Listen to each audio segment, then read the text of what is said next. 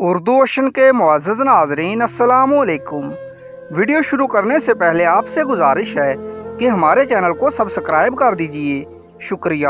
یہ واقعہ مظفر گڑھ پنجاب میں گزشتہ ہفتے پیش آیا، جس کی رپورٹ ڈان نیوز نے شائع کی۔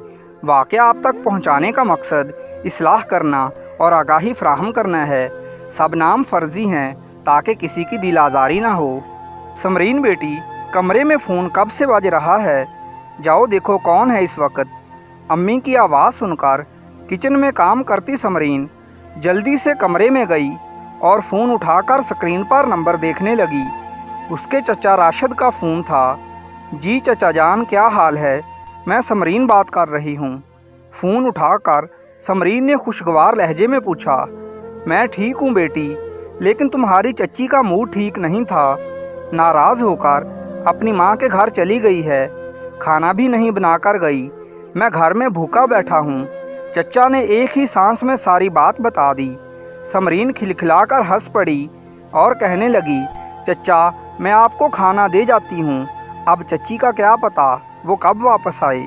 فون بند کر کے سمرین نے ساری بات اپنی امی کو بتائی تو وہ بھی سن کر مسکرا پڑی اور کہنے لگی کہ اگر کھانا تیار ہے تو جاؤ اپنے چچا کو دے آؤ، بیچارہ بھوکا بیٹھا ہوگا۔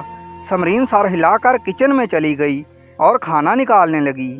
چچا راشد سمرین کے مرحوم باپ کا خالہ زاد بھائی تھا اور ایک گلی چھوڑ کر ہی وہ اپنی بیوی کے ساتھ رہتا تھا۔ آج پتہ نہیں کس بات پر اس کی بیوی ناراض ہو کر اپنے بچے ساتھ لے کر میکے چلی گئی تھی۔ چنانچہ سمرین نے کھانے کا ڈبہ تیار کیا اور جلدی سے چچا راشد کے گھر پہنچ گئی۔ رات کا وقت تھا۔ چچا کمرے میں ٹیلی ویژن دیکھ رہا تھا۔ سمرین نے کھانا نکال کر چچا کو دیا اور خود ٹیلی ویژن دیکھنے لگ پڑی۔ چچا نے غور سے سمرین کو دیکھا تو اس کی آنکھوں میں شیطانی چمک آ گئی۔ وہ اٹھ کر باہر گیا اور مین گیٹ اندر سے بند کر کے سمرین کے پاس آ کر بیٹھ گیا اور اس کی کمر پر ہاتھ پھیرنے لگا۔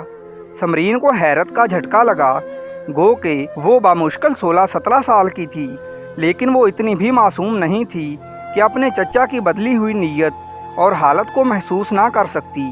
اس کے بعد سمرین کی ساری کوششیں رائے گاں گئیں اور عزت گنوا کر جب وہ روتی ہوئی گھر جانے لگی تو چچا نے اس کو بالوں سے پکڑ لیا اور سفاکی سے کہا کہ اگر اس نے گھر جا کر ماں کو کچھ بتایا تو وہ تم دونوں ماں بیٹی کو جان سے مار دے گا۔